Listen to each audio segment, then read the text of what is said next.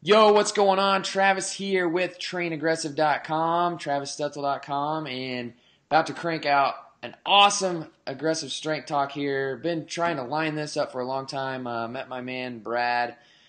Shoot, we were just talking before we hit this. It was about a year and a half ago. We met at Zach Evanesh's awesome event, the Underground Strength weekend, and been trying to line this interview up for a long time, so I'm excited to get it. So, Brad, I got you on the line. Brad McLeod from SEAL Grinder PT. And actually, if I could show you a picture of my computer, I'm representing SEAL Grinder PT every day. It's like on the back of my computer here. It gave me that sticker. So, all right. But how you doing, man? Thanks for being on the line. Yeah, man, I'm doing awesome, loving life, and I'm just really excited to connect with you today. I know we've been going back and forth with emails, so yeah, I know you're super busy with the gym, and so yeah, I'm just really grateful to be here today with you. Awesome, man. Yeah, we're gonna dig into some strength training talk, and obviously talk about your experience as being a Navy SEAL and all that good stuff. Because I get questions from people all the time, as I'm sure you do. People going into the armed forces, whether that be Navy SEALs, Marines, Army, whatever.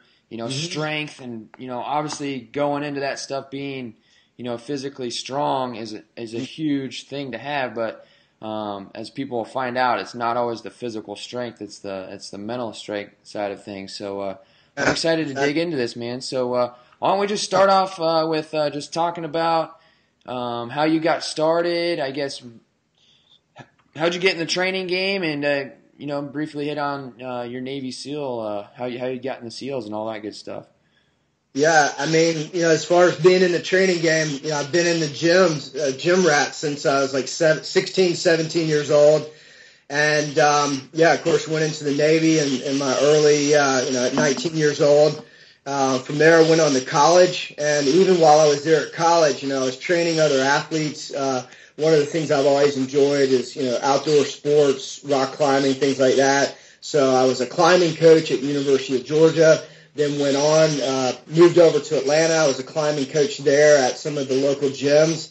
And just over time, I was working in a local CrossFit gym, and I'd have all these athletes that come up to me and they'd say, "Hey man, you were in the SEALs, like, what was the workout that you guys did back in the day?"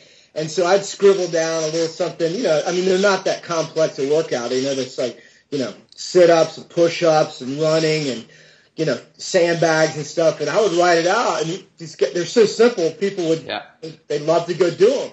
And so eventually it became where, like, enough people were asking me, I just posted it up on a blog, and that just kind of grew from there. And then, the rest is kind of history. Eventually I was training athletes at a local track. Then I went to my garage, and then eventually I had such a big following that we went to a local space and created a CrossFit gym.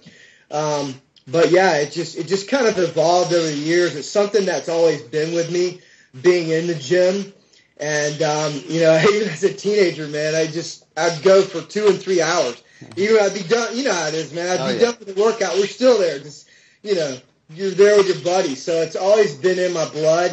And then now it's more of full-time occupation. So yeah, it's awesome. That's awesome, dude. And what's the name of your gym? Is it SEAL Grinder PT CrossFit, or what is it? Yeah, the name is CrossFit Grinder. Okay. And then, of course, my website is sealgrinderpt.com. Yep. Cool. Yeah. And how long have you been up and running with your gym there? The gym, this is our 4th year, but it's our 2nd year in that space with a physical bricks and mortar gym. Before that was 1 year in my garage, and before that was 1 year at the local track. So we at the track, we didn't have hardly anything. We'd take a kettlebell out there with us, and we'd run sprints, and we just make stuff up. And luckily there was a pull-up bar there. So yeah, this is our 4th year as with an actual true gym. So. Yeah, that's awesome. That sounds just like my story. Started out in the park and driving around in my Jeep, and having some sandbags and kettlebells and a rope and stuff like that. So yeah, it's freaking awesome how it can grow when when you just stay on it, man. So Yeah. So let's dig back into the past. So did you play athletics when you grew up? Were you an athlete? That's actually one of the unique stories. Is I really was never much of an athlete. I skateboarded a ton, which that's athletic in the sense of building balance, coordination. It taught me a little bit of something about being tough. I broke a lot of bones and stuff, but still kept going. Yeah. But I wasn't your traditional athlete where, say, I ran track or I played baseball or football or wrestled. I wish I would have in retrospect, but I luckily found the gym at 16 and 17, and so that became more of my athletic. But it wasn't like in high school where I was a part of any local team, So I just skateboarded a lot and lifted a lot of weights at my buddies' houses or at the local gym, and it just kind of grew, Interesting, man. So I guess when did you join up with the Navy? Yeah, when I was 19. So I had just finished high school, and my last year in high school, I knew that's what I wanted to do, and so I really started training in the gym a lot. I was really training the wrong way, which is interesting because now today, I try to tell other athletes, it's like, look, don't make the same mistakes that I did. Yeah. And but yeah, signed up at 19 and then just went away from home. It was a big risk, but I just went for it, So was that your main goal when you joined the Navy, was to become a SEAL then? Yeah, my only goal. I had read this book, called Everything We Had by Al Santoli. And believe it or not, there's 17 pages in that book. I'd pick the book up right now, but I'm downstairs. The book still sits next to my bed. I pick it up every few months and read it. Those 17 pages totally changed my life. It was the article, was a little sub-chapter called The Men with the Green Faces. And I read those 17 pages, and it just, now was spellbound. It just blew my mind that, here it was, these guys got to go, like, ride around in boats and shoot guns and wade through the rice paddies. I was like, and they're getting paid for it.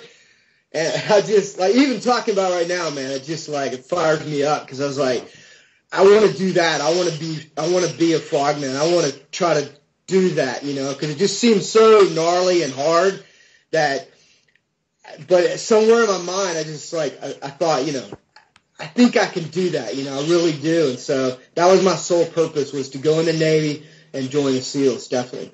That's awesome, man. So kind of walk us through a little bit of, I guess, how it was, like when you first joined the Navy, and I guess how that whole process works. I've talked to, a handful of other SEALs, and it's always great just hearing their story, because all of them are different. They all have a different path, and I'm just interested to find out more about that, man.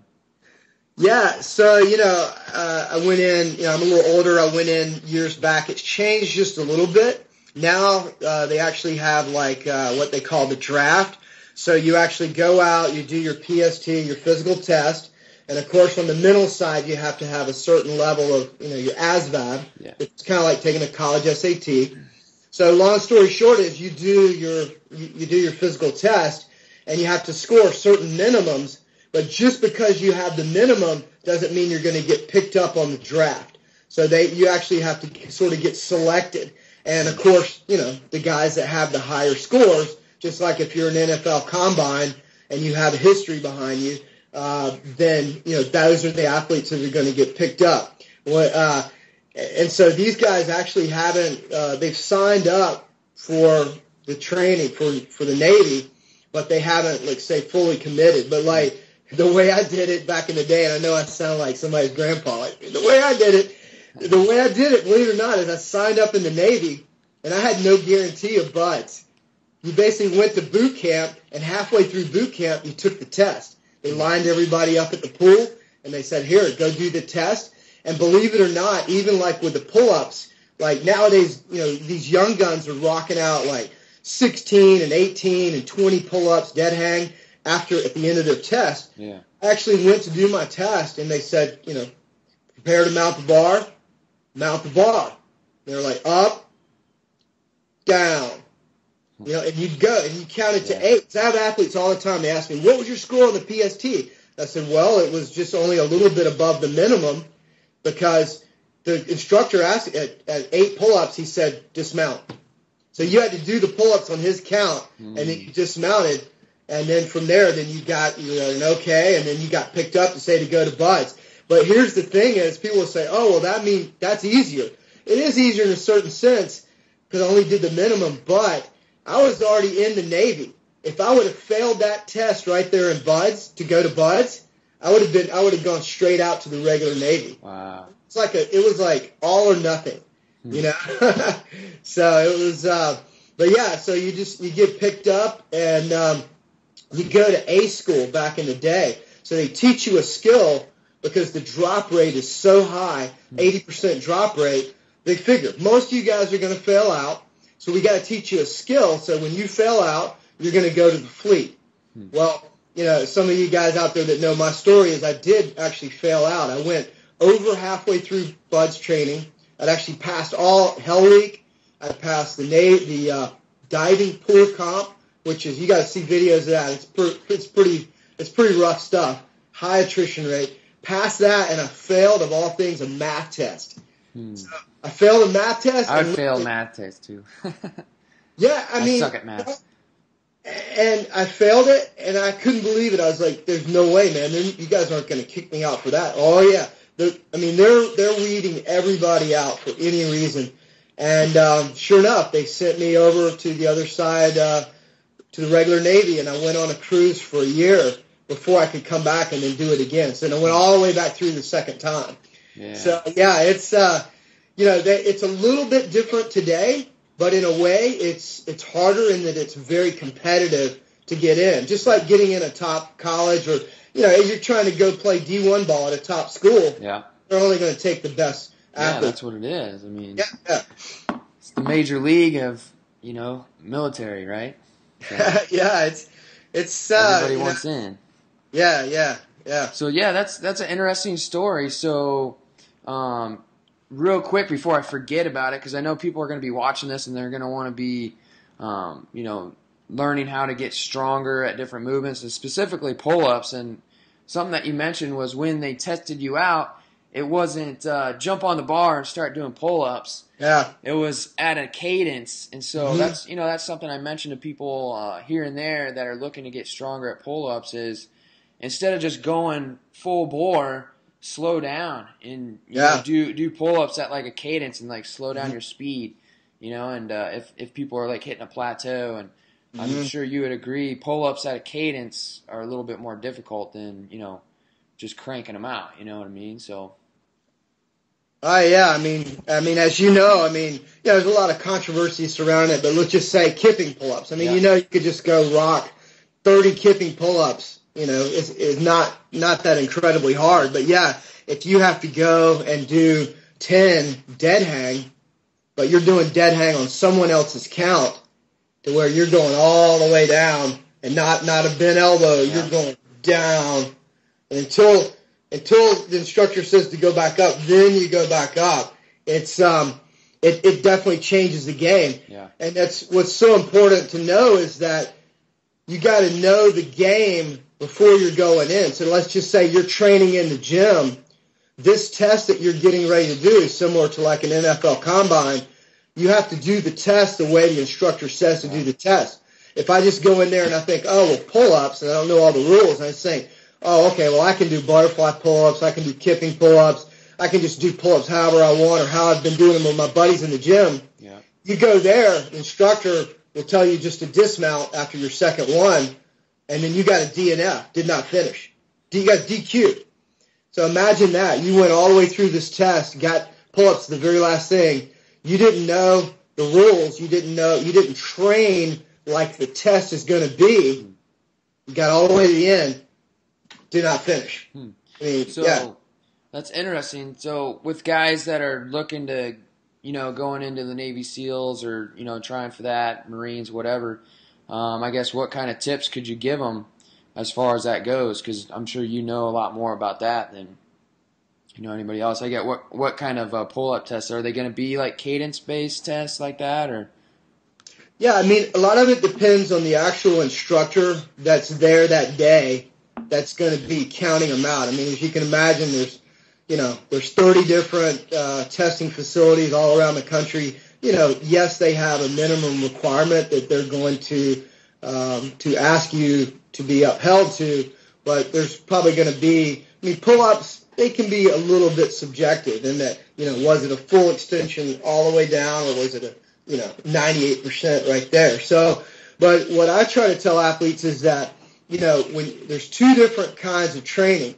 There's the training that you're going for the Navy SEAL test is really like, that's almost like doing a CrossFit style workout. You got to swim 500 meters in a certain amount of time.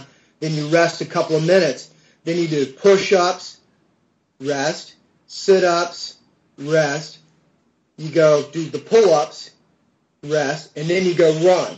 So really within a short span of like 20 minutes, you've done all of those activities. So really it's not an endurance-based activity. It's more of, it's quick burst, type activity. Whereas the actual to train for the Navy SEALs, you really need to train much more long endurance. So what I try to make sure athletes realize is that, when you're going out for a 10K or a 10K run or a long ruck march or something like that, that's great training for the Navy SEALs. Yeah. That's not exactly the best training to get ready for the BUDS, the PST. So the PST may have more, you may want to be doing more like sprints, and more of even like, say, your pull-ups, you may even want to do like, say, some weighted pull-ups. Yeah. Or your push-ups, you may want to be able to build, because your push-ups that you do in that 2-minute period, you have to stay in that rest. If you go to rest, you can't rest on your stomach.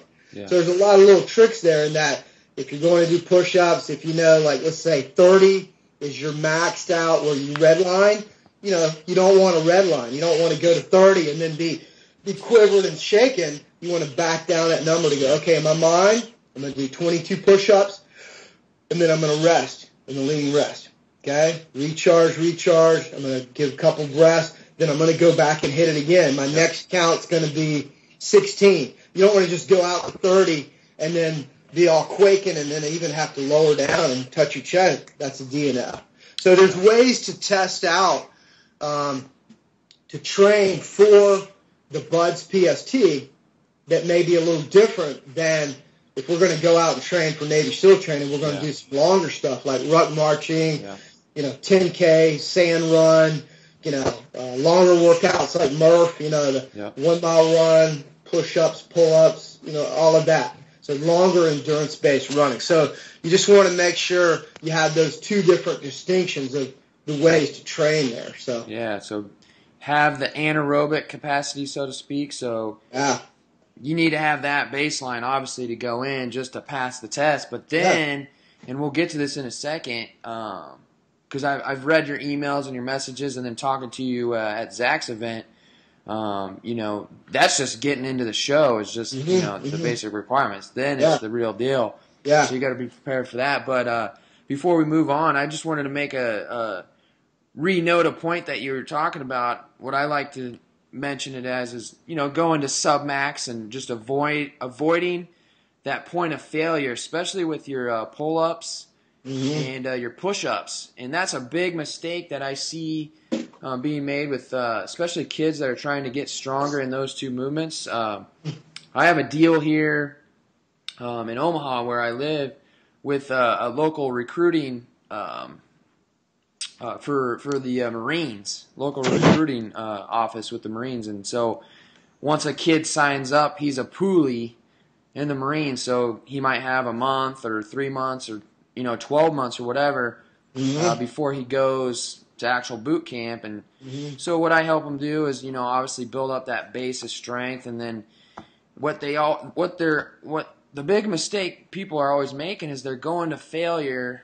Whenever they're doing push-ups, they're going to absolute failure. Like forms breaking down, techniques breaking down, but they're still like banging out reps. Same thing on pull-ups. They're not even going all the way down, and they're just barely hanging there trying to pull up. And that's not going to do any good for you. Like you were mentioning, is back off. If you can hit 10 reps max, then, do a set of, 6 and then Yep. rest. And then, Yeah. Do another set of 6. And because I always do this test with them, and I'll say, all right, how many pull-ups can you get? And they'll say, well, I can do 7. I was like, all right, let's do 3 sets of 7 then. All right, so for their first set, they'll go to failure. They'll cash themselves out. Second set is usually like 3 or 4 reps. Last set is like 2 maybe. Yeah. Then I'll say, all right, you can do 7 reps. Let's do 3 sets of 4. And they'll just bang those sets out like nothing because they're not hitting that point of failure. So that point that you're making is, don't red line out. It's very, very important to train that way because it'll obviously build up that endurance and that strength over time. Whereas if you're always, going to failure, you're going to stay pretty much the same point.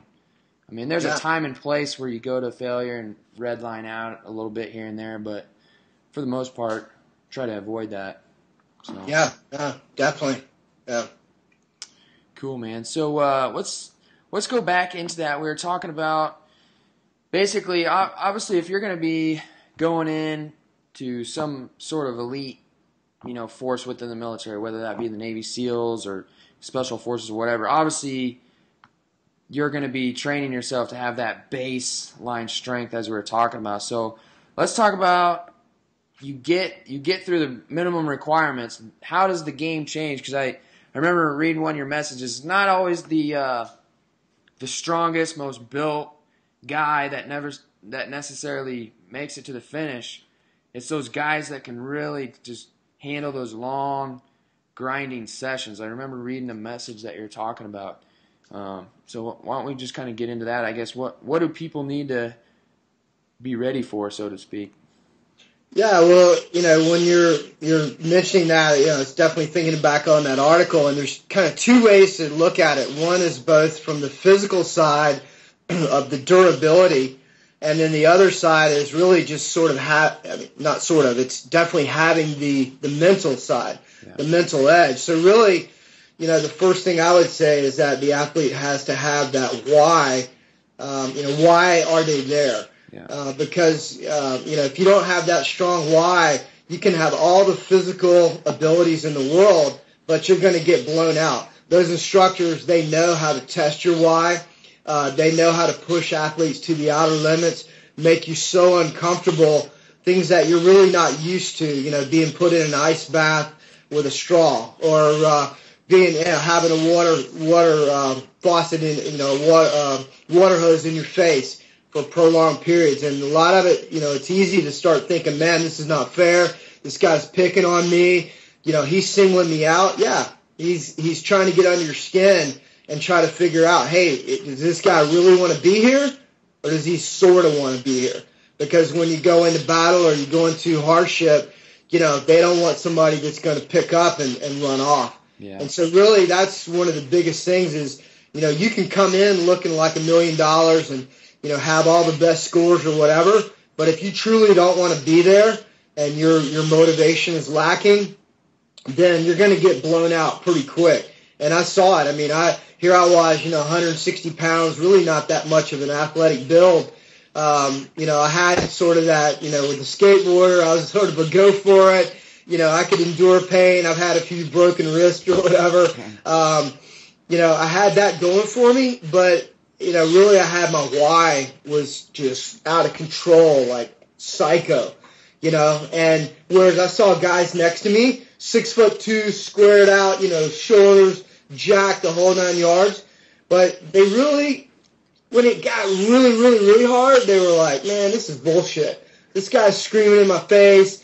It's dark out. It's sand all in my ears and my ass. This is not right. And the instructors, they screw with you, man. They sit up on the beach with, a hot cup of cocoa and, they know the whole drill. They put a blanket on. They're like, first one to ring out. Here's a hot roast beef, sandwich. They know the whole drill. They've been doing this since the 60s, They know little switches that they can flip.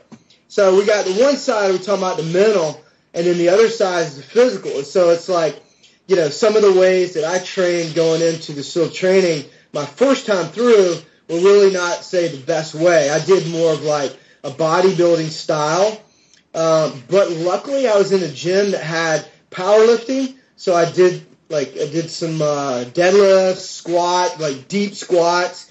And then we just did a lot of finishers with pull-ups and push-ups and all that. Yeah. And so, in retrospect, it helped a lot from the discipline standpoint in that every day I was in the gym. Yeah. Or let's just say 6 days a week. So it helped considerably for that. But really in reality, doing like a bicep curl may not have been as helpful, say, as if, a dumbbell bicep curl versus, say, if I were to have spent more time either doing more pull-ups or doing more ring rows with a weight vest or just going out and running an obstacle course, and jumping and grabbing things and pulling my body weight over. So my second time through, I really trained in that style, but I also added a lot more endurance. Like I would run longer on the beach, or I would go down and get in the sand, the wet sand down in the water, run like that. I picked up an old ratty 10-speed bike and started riding long distance, which was good for my hip flexors. And so I had shifted gears out of what you mentioned earlier, the best way to describe it, the anaerobic, yep, and switched more into the long, slow distance, being able to do a long workout for an hour, rest, refuel for 5 minutes, and go hit another one. So maybe I was in the gym for an hour, and then I'd go jump on my bike, and I'd go bike for an hour. Mm-hmm. And I'd go bike to one of the marine obstacle courses there, and I'd do several laps through the obstacle course, and then bike back. So I just spent like 4 hours, which for a lot of people are like, no way, can I do that? But, when I was, say, in A school and training, then, I would work like a 6-8 hour day training, learning radio communications.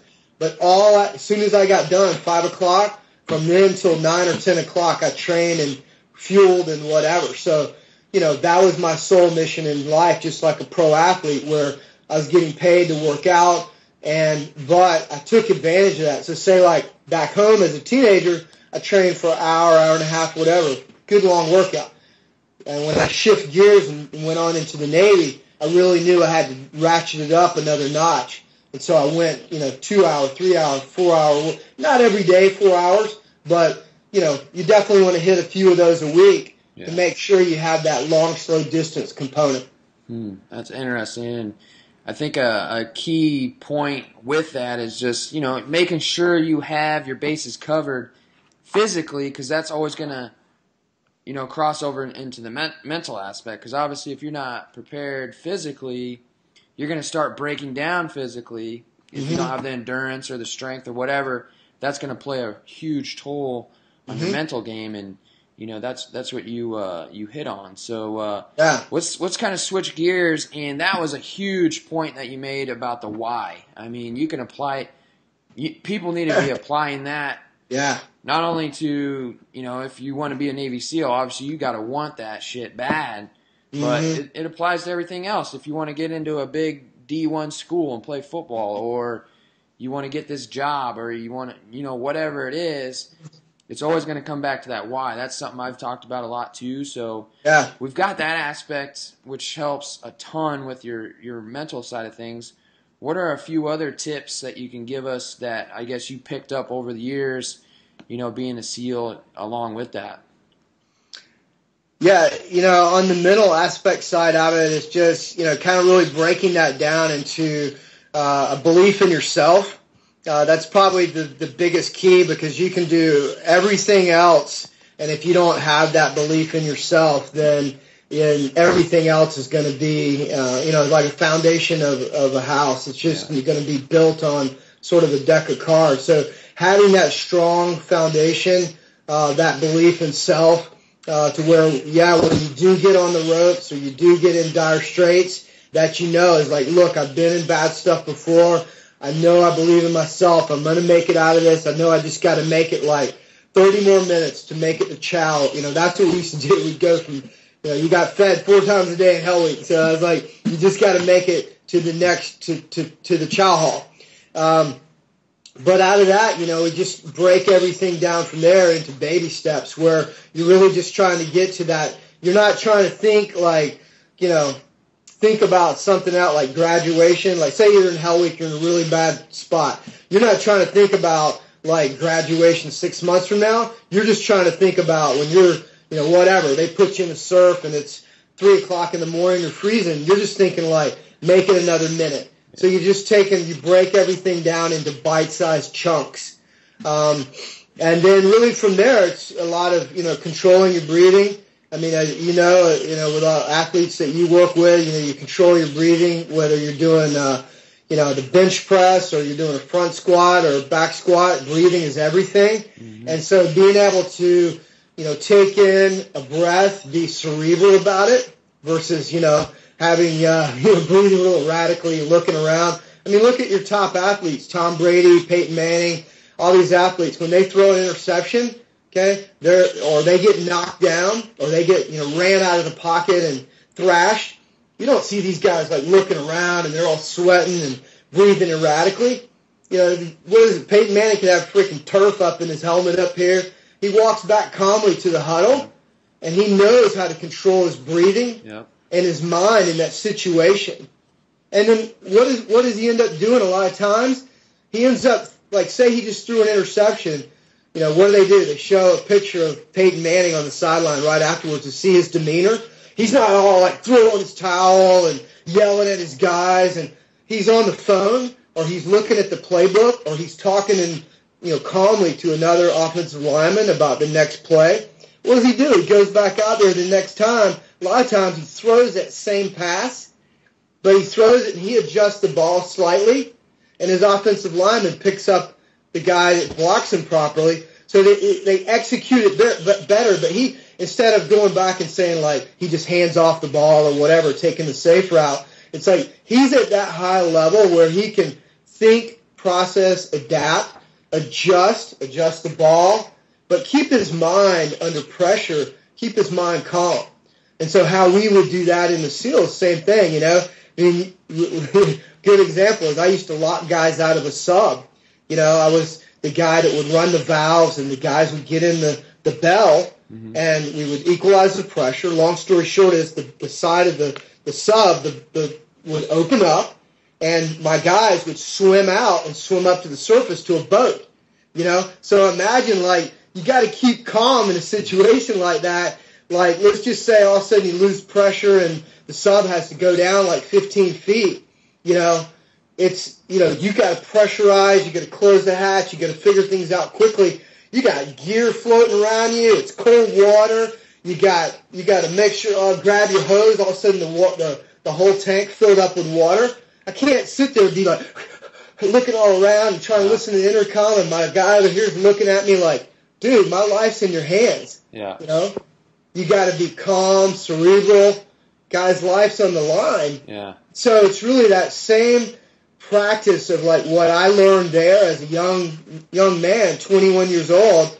You know, it's the same thing I see today in sports all the time, or even in the business world. You know, the CEO of a business thinks sales are going down or whatever. He doesn't start freaking out, or she doesn't start freaking out, sweating bullets, running around and, you know, barking orders, you know, do this, whatever. It like figures it out and moves forward. So what I learned there is the same thing that guys in the gym can practice, guys on the field can practice, gals in the office, business life, same stuff. It's just a different medium. Yeah. Those are awesome points that you make right there, and I think people they overlook how important breathing actually is. I mean, it all comes back to breathing and controlling your breathing, and, you know, having composure, you know, with your actions. And there's been times in all of our lives where we overreact, and you think about it, you get pissed off and you start yelling. You're just expending more energy and wasting more energy. Yeah. So, yeah, man. And that's something that I've recently been focusing a little bit more on, is the breathing, specifically in workouts. So like CrossFit workouts or whatever, you know, within competitions and stuff like that. And it makes a freaking huge difference. Instead of worrying about, oh, I got to get this stuff done. Just stay at your pace, keep your composure, relax, and it's not always, it's got to be 100 miles an hour. Cut the speed back a little bit, relax, and, it works a lot better. So those are awesome points that you make, man. So Yeah, I mean, I just keep thinking, the breath and how important it is. Even like, the best front squat and back squats I've ever gotten were because I really dialed in the breathing just right. I did some quick breathing beforehand, and then right there, then had that deep belly hold with breath and tightened up the trunk, the abs, the core. Was able to go all the way down. And then only till I got up to the top, then that release right there. That was, if I really look back, I've had other lifts where my breathing was not right, or I did a half release halfway up, and I, drop the weight, or I'm way off. That's like giving yourself another 10% on a lift. Oh, it's you so can true. come out with a max if that breathing is just right. You don't just walk up the bar and then boom, hit your max. Yeah. You work your way into it with that breathing, and you hit it right, and then boom, you got the new max on your Olympic lift or your power lift, whatever it is. So yeah, it's interesting, and once you start focusing in on that, it makes a huge difference. Like we mentioned, and we could do a whole call about breathing and pressure systems within the body and how that plays a role on like your lifts and stuff like that. It's so critical. Yeah. It's interesting, man. But yeah, we're getting pretty deep in the call. Covered a lot of good information. So why don't we kind of switch gears up? We'll kind of dial it down a little bit and talk about what I get questions the most about, and I'm sure you do too, is pull-ups. How can I get better at pull-ups? So we've already hit a couple points. For example, the kind of avoiding the red line. Always going to failure with their pull-ups. Being an ex-Navy SEAL and, doing all that stuff, and you still train at a high level. Didn't you compete? You competed in the games, didn't you? No, I wish. I was in the online competition, and I've competed some in the Masters class in the Southeast, and actually recently I've even been competing a little bit in some jiu-jitsu, some wrestling. Nice. And so yeah, I try to stay very active and get out there and compete, push myself. So yeah, but now the games, that's a high level. But yeah, that's definitely a good goal to search for. Yeah, it's getting super competitive, man. And this year was insane. But yeah, man. What what kind of other tips would you be able to give people that are looking to get stronger in their pull-ups? Yeah, I think right off the top is that what I see a lot of athletes doing is that, and in ways that I know I've improved pull-ups and just made workouts way more interesting, is, not just only rely on the regular pull-up as the only sole source to build up for the pull-ups. There's so many other ways to do pull-ups, even like, I'm sure your athletes know the mountain climber, pull-up where you got an alternating grip, and you go right up towards the middle. You got your close grip, your wider grip, using a weight vest, a thing that we like to use a lot of, and a lot of people think that it's only for beginners with ring rows. And what we'll actually do is use the ring row, and we'll put on a vest. It doesn't have to be super heavy. It can be like a 10-pound vest, and then slowly bring your feet up. And what we'll do is we'll do the pull up, the ring row, pull up, and then on the eccentric we'll go slow. And so we'll use that ring row, which obviously has a lot of core in that too. So that's one way we'll use that, to get a more well-rounded, and just to mix it up and have the variety different, instead of like, and I love some of the CrossFit style workouts, like whatever, you got Angie or some of those, but some of the athletes look at that and they're like, whoa, 100 pull-ups right out of the gate. So what we'll do is we'll break these down where maybe we'll have like, the ring rows, and it'll be like, an EMOM type thing where they'll, every minute on the minute they'll do, a certain amount of the ring rows with a weight vest, and then they'll rest for a period there. So instead of like, say, just full bore all out CrossFit, going 100%, we'll back it down a little bit and just say, whatever it is, 4 ring row pull-ups, in that minute, but then you get the rest. So in a nutshell, I'd say variety is a big help. Huge. And then also, coming back in and doing the weight vest. I see that, or even, whatever you want to use. You can use a weight belt. You can put a dumbbell between your legs. However, you can use bands to around your waist, as resistance as you're pulling up. Strap that into either side of the pull-up rig. So there's ways to mix it up with variety, add a little bit of resistance, and when we see that, we see our athletes really start to get better. And we try to make sure we're, with CrossFit, it gets a bad rap in terms of, say, injuries and whatnot. And granted, there are some injuries out there. There's also injuries in other sports. I'm not going to make an apology for it, but that what we try to do is train smart. And, instead of say, with an athlete, try to tell them, okay, just go out there and do the Angie workout with 100 pull-ups, we'll back it down. Maybe they just do half of that.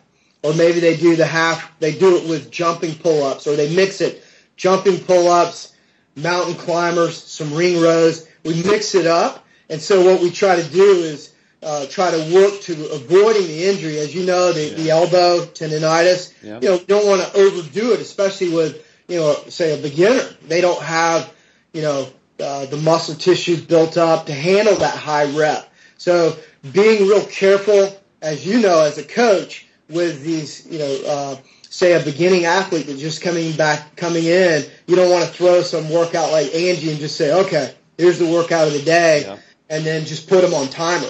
We want to scale it in where it's enjoyable for them, but have that variety too. So I think variety, but then for our elite, more advanced athletes, using the bands in a reverse mechanism, or using the weight vest, all of that's going to really help them. So yeah, definitely. And I'm on the same page with you there as far as variety and hitting your body, in multiple angles. So instead of just the vertical plane, got to be hitting that horizontal plane. I know that's a big mistake.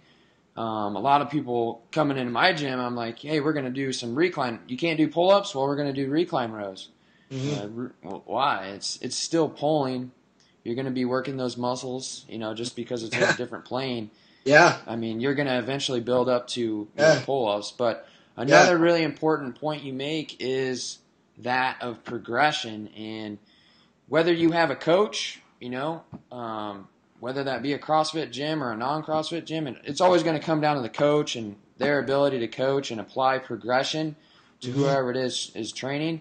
And if you don't have a coach, then that's your responsibility, is to make sure you're paying attention to that progression and you're properly progressing yourself. Because, it's like I talk about, like you mentioned, is, you want to train 110% ham, but you need to train smart. It always comes back to, training smart, because, as a strength coach, that's the number one focus, is obviously injury prevention, getting yourself stronger so you don't injure yourself. So I think that's a key point that you make with that, and, people need to be paying attention to. So yeah, definitely. Good stuff, man. So, all right, so end out with a couple things here. The first thing I want to do, and I always do this, and I know if you've been checking out my blog every now and then, I always post up a Thursday throwdown typically. I actually didn't do one this week. I've just been super busy. But I want to get a freaking Frogman special Thursday throwdown. So just something real quick. You kind of know how these things are. They're just short kind of challenge workouts. So I'm putting you on the spot, man. So what can you put together for, a cool Thursday throwdown? Yeah, just one that's real simple that we love to do in our gym. Is actually a workout called Bradley, which is a CrossFit workout, but just real simple is that it's basically just Cindy, which is going to be 5 pull-ups, 10 push-ups, 15 air squats. All right. And of course, those need to be done with really good form. Yeah. It's push-ups all the way down, touching the chest. the pull-ups, chin over bar every time. If you're more advanced, you want to throw it as like a chest to bar pull-up. That's good. And making sure those squats get all the way down full form. And then from there, 200-meter run. So basically, it's just kind of like, it's just a Cindy with a run.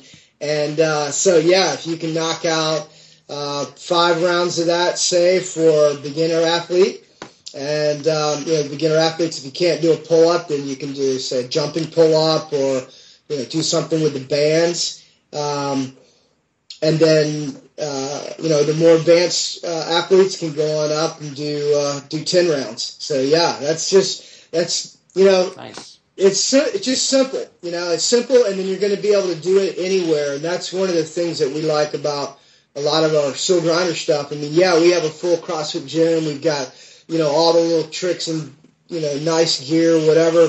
But you should still be able to get out on the grinder, out on the asphalt parking lot, and just rock a workout. Just you don't even you got a towel or a mat, and just knock it out, man. And that's what's so cool is there's athletes all over the world right now, military, whatever. They're over, they don't have the nicest gym, but they can rock a workout like Bradley.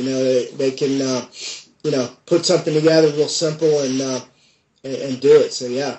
Cool, man. Yeah, we'll definitely.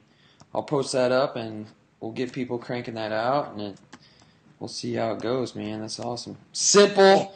And another good point you make is simple, basic stuff. And, because people are always looking for some new movement that's never been done before that's going to totally transform the amount of results you get. And the truth is, it's right there with push-ups, pull-ups, squats, lunges, sprints. Throw a weighted vest on, do those, and that's what it's all about in progression, man. So if it's too easy for you, throw a weighted vest on.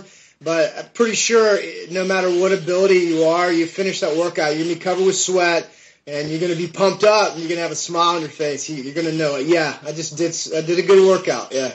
Hell yeah, man. Yeah. Cool, brother. So before we cut out here, why don't you talk about where people can find you, and then you also.